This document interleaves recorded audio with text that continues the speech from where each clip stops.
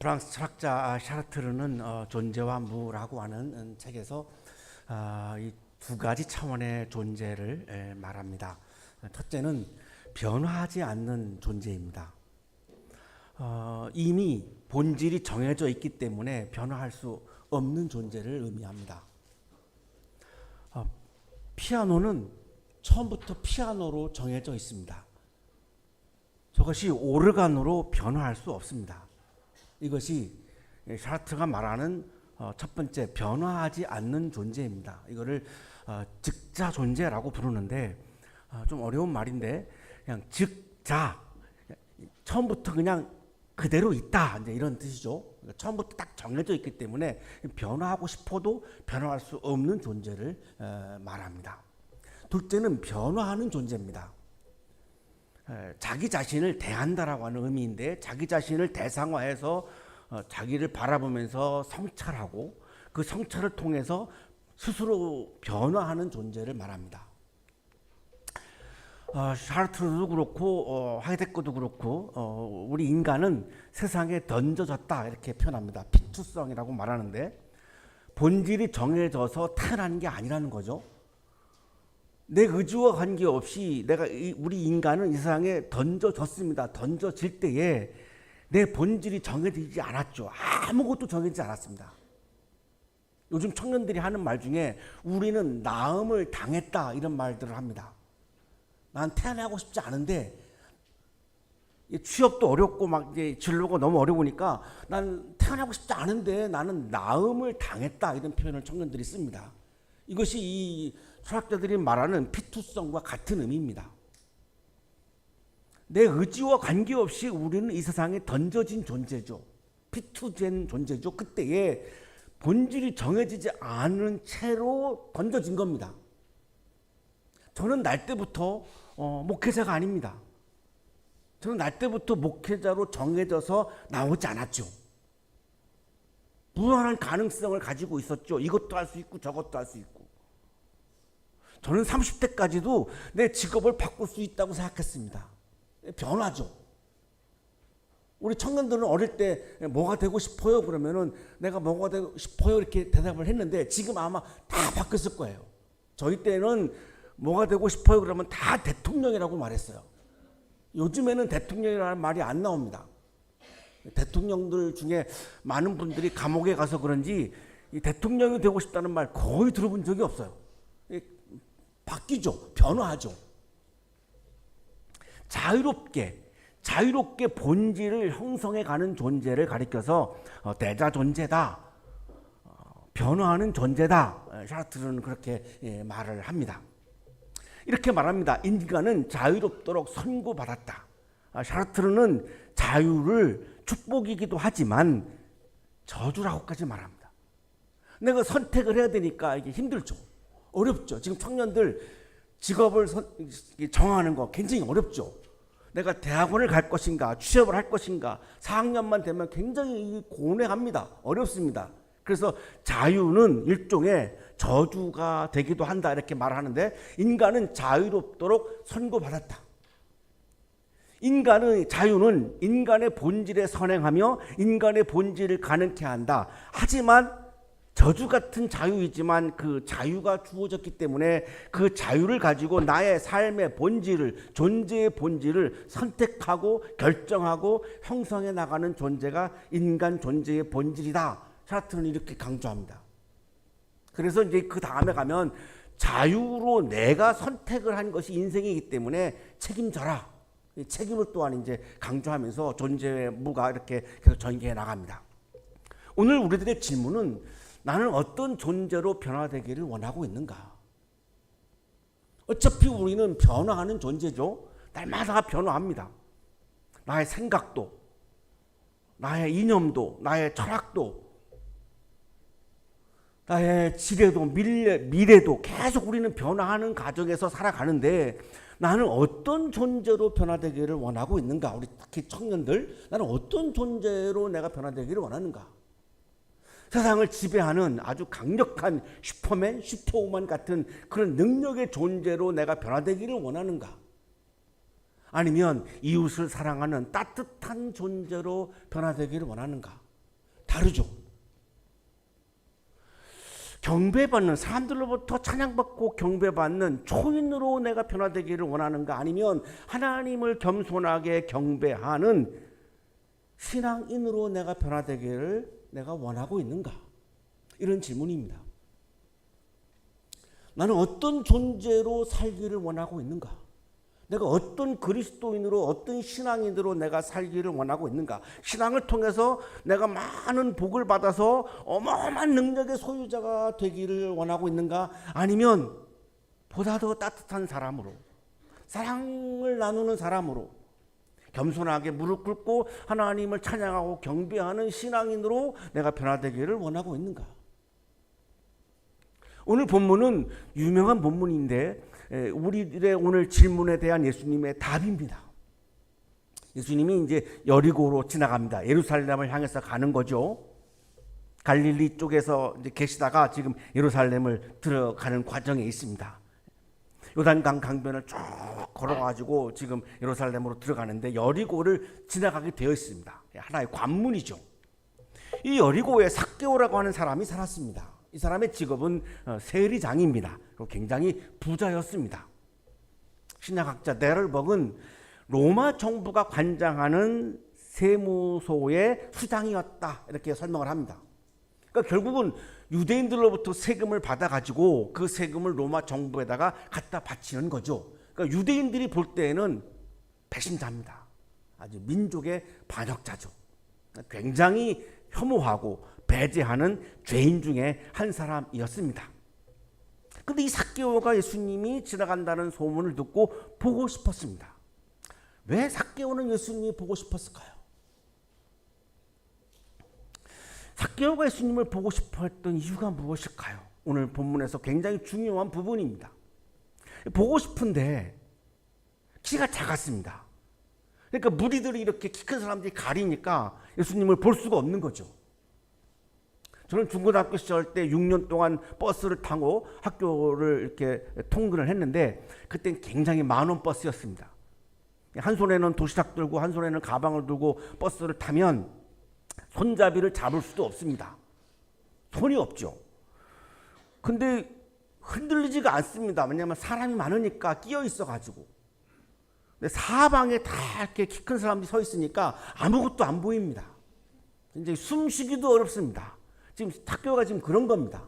사람들한테 이렇게 둘러싸여가지고 예수님이 보고 싶은데 키가 작으니까 안 보이는 거죠. 그래서 삭개오는 뽕나무에 올라갑니다. 예수님을 보고 싶어서. 삭개오는 당시에 유대인들로부터 배척받는 죄인이었습니다. 유대 사회에서 대표적인 죄인으로 혐오받는 사람들이 두 종류인데 하나는 세리, 하나는 창기입니다. 유대인들은 어떻게 했는가? 이 죄인들을 혐오하고 배제하고 접촉하지 않았습니다. 세리와 창기들은 정상적인 사회 구성원으로 살 수가 없었습니다. 사회로부터 추방당한 사람들입니다. 그럴 수밖에 없죠. 이 삭개오가 동족한테 세금을 받아가지고 로마 정부에다 갖다 바치니까 민족의 반역자이니까 가까이 하기 싫은 거죠. 그리고 때로는 부당 이득을 취득하기도 했죠. 세리들의 특징이었습니다. 그러니까 도덕적으로도 완전히 비도덕적인 사람으로 보았기 때문에 혐오하고 배제했죠. 자, 여리고 성에서 살아가는 세관장 삭개오는 모든 것을 가진 사람입니다. 돈도, 지위도, 권력도. 남들이 다 부러워하는. 그런데 결정적인 한 가지가 없습니다. 존중입니다. 사람들로부터 존중받지 못했습니다. 혐오당하고 배제당한 겁니다. 죄인이니까. 사람들로부터 손가락질을 받았습니다.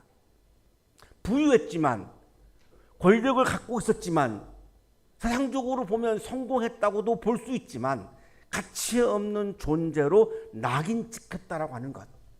사람들로부터 존경받지 못하고 인정받지 못하고 존중받지 못하는 것, 이것이 결정적인 삭개오가 가지고 있는 결핍이었고 공허감이었습니다. 그가 지닌 돈도 명예도 권력도 그를 기쁘게 하지 못했습니다. 늘 혼자였으니까요. 오늘날 우리 청년들이 스펙, 학점, 취업을 향해서 열심히 달려가죠.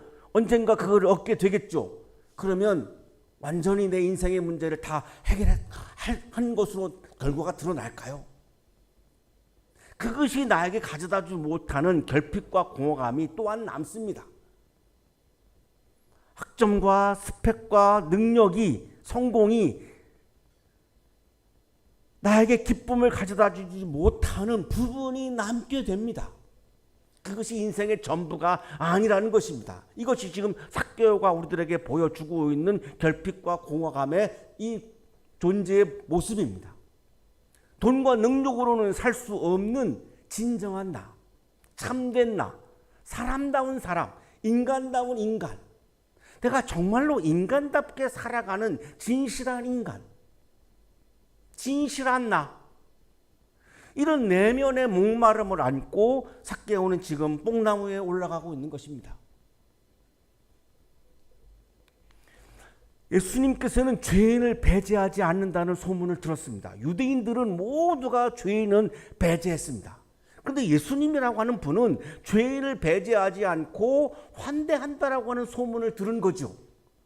그래서 그분을 보고 싶은 겁니다. 유대교는 죄인들을 배제하는 종교입니다. 기독교는 죄인들을 환대하는 종교입니다. 유대교는 죄인들을 배제하는 종교이고 기독교는 죄인들을 환대하는 종교입니다. 왜? 예수님이 그렇게 하셨으니까요. 예수님은 죄인들을 배제한 적이 없습니다. 죄인들을 오히려 찾아가셨고 죄인들을 만났고 죄인들을 환대하십니다. 오늘 본문에서도 여김없이 나타납니다. 얼마 전에 우리나라의 한 기독교 교단에서 죄인들의 모임에 가서 축도한 목사를 죄인들의 모임에서 축도했다고 출교시켰습니다. 출교라고 하는 것은 목사의 자격을 정지시킨 것이 아니라 교인도 될 수 없는 자격 박탈입니다. 굉장히 오해하고 있는 겁니다. 기독교는 죄인들을 환대하는 종교입니다. 그래서 삭개오는 죄인들을 환대하는 그분을 보고 싶었던 거죠. 왜? 그분은 나를 사람 취급해 주니까. 그분은 나를 인간으로 존중해 주니까.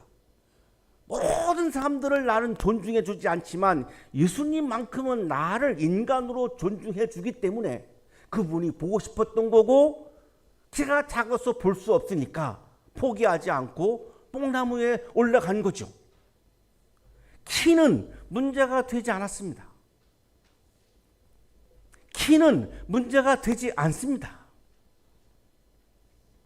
우리 여성 청년들, 키는 문제 되지 않습니다. 제가 살아보니까 키는 전혀 불편함도 없고 문제가 되지 않습니다. 높은 것이 안 닿으면 높은 거를 놓고 발판을 놓고 올라가면 다 해결되죠. 삭개오도 그래서 키가 작으니까 뽕나무에 올라가서 예수님을 보잖아요. 키가 작은 것은 아무 문제가 되지 않습니다. 결국 뽕나무에 올라가 있을 때 예수님이 삭개오를 찾아오십니다. 놀라운 사건이죠. 죄인인데 뽕나무에 올라가 있는데 모든 사람을 다 내팽개치고 삭개오에게 찾아오십니다. 이게 죄인을 환대하는 예수님의 모습입니다. 삭개오야, 어서 내려오너라. 오늘은 내가 내 집에서 묵어야 하겠다. 이거 신적 필연성의 표현이라고 불리우는 성서에만 나오는 그런 그리스도 용법인데, 반드시 내가 내 집에 머물러야 한다, 이런 의미입니다. 호기심을 가지고 예수님은 지금 내가 내 집에 가서 묵을게라고 하신 것이 아닙니다. 반드시 나는 너의 집에 가서 머물러야 해, 이런 말씀입니다. 왜냐하면 하나님의 구원의 계획 안에서 시작된 하나님의 초대라고 하는 의미입니다. 하나님은 삭개오를 구원하시기 위한 계획을 가지고 계셨고, 하나님은 이 삭개오를 이 구원의 세계 안에, 지금 구원의 은총 안에 초대하고 있는 겁니다. 삭개오가 구원의 세계를 향해서 나아간 것이 아닙니다. 하나님은 예수님을 통해서 이 삭개오를 구원하기 위한 계획을 가지고 계셨고, 그 구원을 실현시키기 위해서 하나님은 이 삭개오를 초대하고 있는 겁니다. 그래서 예수님이 나는 너의 집에 가서 머물러야 돼. 이것은 하나님의 결정이거든, 하나님의 계획이거든, 이런 의미입니다. 그래서 예수님은 삭개오의 집에 들어갔죠. 그랬더니 삭개오는 너무 기쁜 거죠. 그래서 예수님을 모셔 드립니다. 예수님을 영접하는 장면이죠. 삭개오에게 있어서 믿음이, 신앙이 시작되는 장면입니다. 예수님을 모시고 예수님을 영접하고 예수님의 말씀을 받아들이고 예수님의 구원의 계획을 내가 수용하고 예수님을 나의 주인으로 모시는 것, 이것이 믿음의 신앙의 시작이죠. 예수님의 존재와 예수님의 삶과 예수님의 말씀을 내가 받아들이지 못하면, 수용하지 못하면 신앙이 시작되지 않습니다. 여전히 예수님과 내가 밀당을 하고 있는 거죠. 예수님을 나의 삶의 주인으로 받아들여야 그것이 신앙의 시작인데, 이 이고라고 하는 나라고 하는 것 때문에 그것이 어렵습니다. 한 발은 예수님에게 가 있지만 한 발은 역시 또 나를 고집하게 되죠. 이게 많은 지성인들의 특징이기도 하죠. 그런데 삭개오는 자신을 인간으로 대접해주고 인간으로 인정해주고 인간으로 존중해주는 예수님이 너무너무 고마웠습니다. 태어나서 처음입니다. 그래서 자기도 모르게 기꺼이 그냥 예수님을 받아들인 거죠. 예수님을 모셔드린 거죠. 영접한 거죠. 이때 사람들이 수군거립니다. 예수님이 죄인들하고 어울리네. 오늘날 어떤 기독교인들이 하고 있는 모습이죠. 죄인들은 배제하고 혐오해야 되는데 죄인들과 어울리네, 죄인들의 자리에 가서 축도를 하네, 비슷한 거죠. 이때 삭개오가 예수님께 고백을 합니다. 놀라운 고백이죠. 주님 보십시오, 내 소유의 절반을 가난한 사람들에게 주겠습니다. 이거 거의 불가능한 겁니다. 삭개오는 평생도록 세금 받으면서 사람을 세금으로 보며 살아왔죠. 사람을 돈으로 보며 살아왔죠. 마르틴 부버라고 하는 철학자는 이거를 사람을 그것으로 본다라고 표현하죠. 사람은 너인데 사람을 소중한 너로 보지 않고 사람을 물질로, 그것으로, 나에게 필요한, 나의 필요를 채워주는 그것으로 본다라고 그런 이야기를 했는데, 지금 삭개오는 평생토록 사람을 세금으로, 돈으로 보아온 사람입니다. 저 사람은 세금 얼마짜리, 저 사람은 세금 얼마짜리. 처음으로 예수님을 모셔드리고 믿음이 시작되는 순간 삭개오의 눈에 사람이 예쁘게 보여지기 시작했습니다. 사랑스럽게 보여지기 시작했습니다. 목적으로 보여지기 시작했습니다. 소중한 너로 보여지기 시작했습니다. 인격적인 소중한 너로 보이기 시작한 겁니다. 내가 이용하는 존재가 아니라, 나를 위한 존재가 아니라, 하나님이 너무나 사랑하셔서 구원하시려고 하는 계획에 포함되어 있는 너무나 소중한 너로 처음으로 보기 시작하는 겁니다. 예쁘니까, 사랑스러우니까 나를 주고 싶은 거죠. 그래서 소유의 절반을, 열심히 모아놓은 소유의 절반을 그 사람들에게, 이웃에게 나누어 주겠다고 예수님에게 지금 고백하는 겁니다. 억지가 아닙니다. 의무도 아닙니다. 잘 보기 싶은 것도 아닙니다. 아주 자연스럽게 기쁜 마음으로 나누어 주겠다는 겁니다.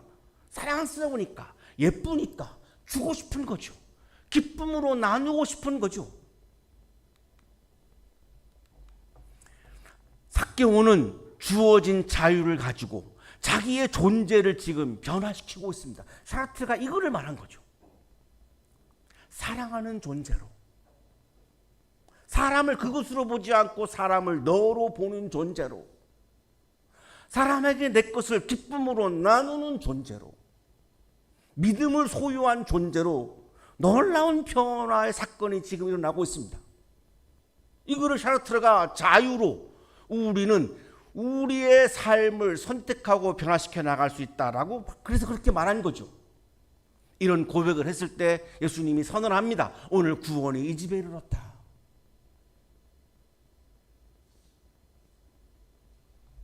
어떤 분들은 의아하실 겁니다.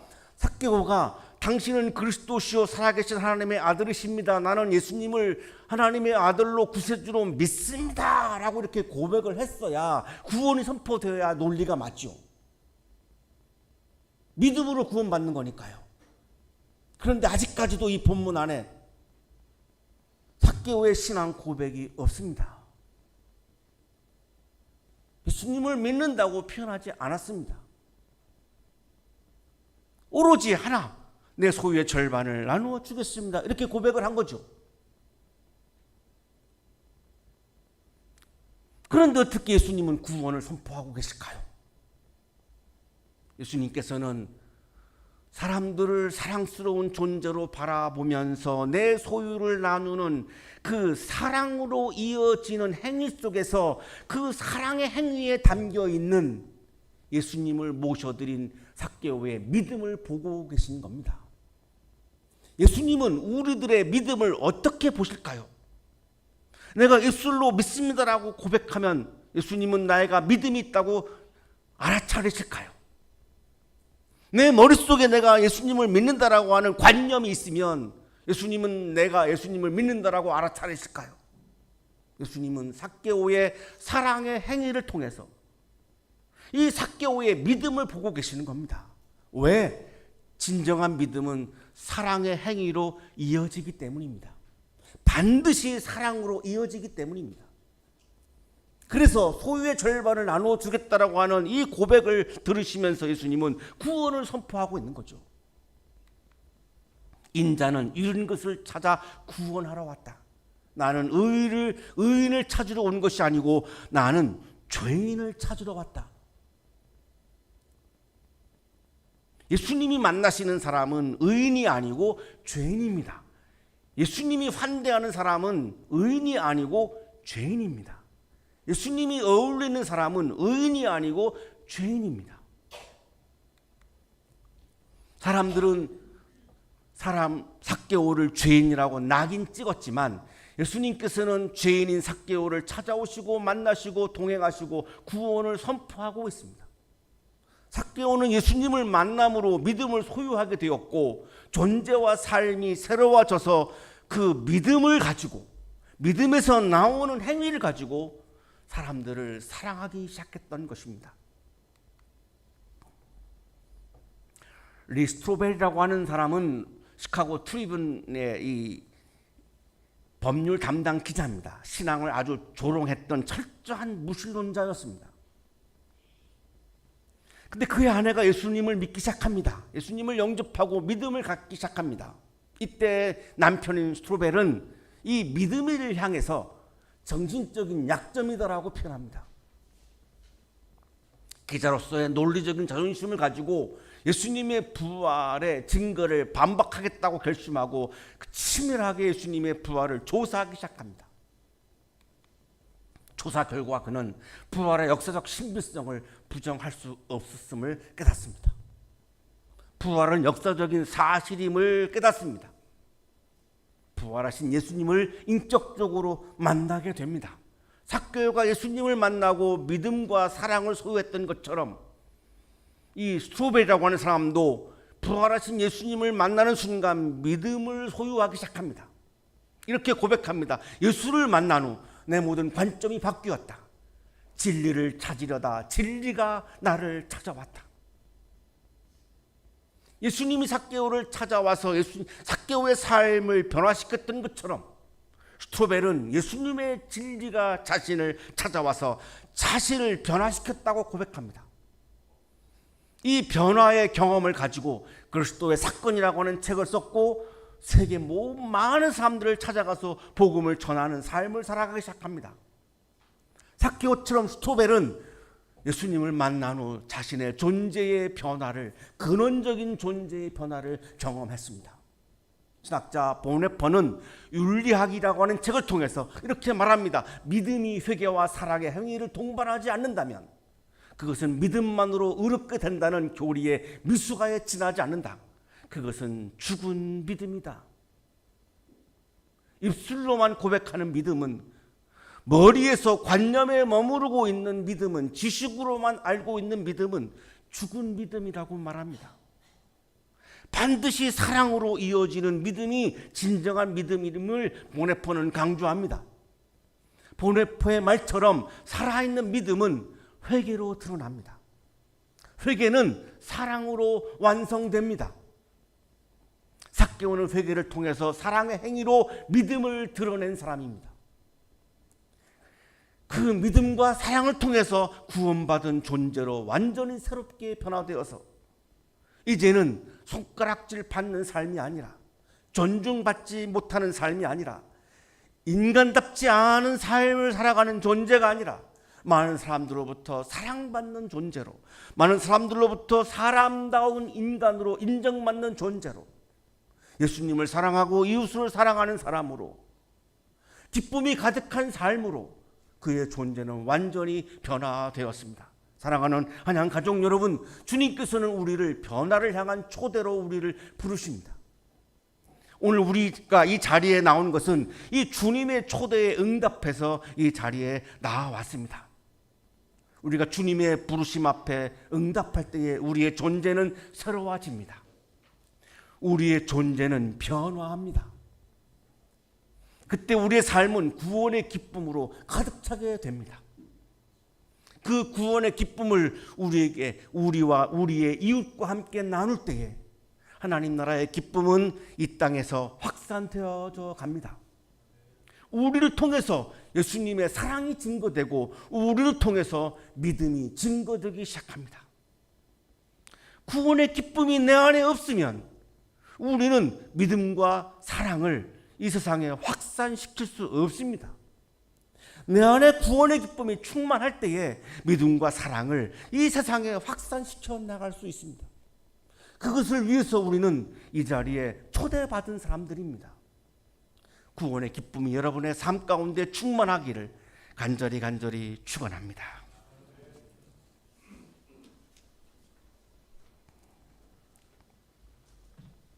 하나님, 우리를 먼저 찾아주시고 사랑으로 부르시는 주님의 은혜에 감사드립니다. 우리의 삶 속에 삭개오와 같은 변화를 허락하시고 죄와 무력함에서 벗어나 새 삶을 향해 나아가게 하소서. 예수님을 만나는 자리에서 우리의 존재와 삶이 새로워지게 하시고 사랑을 실천하는 참된 제자가 되게 하소서.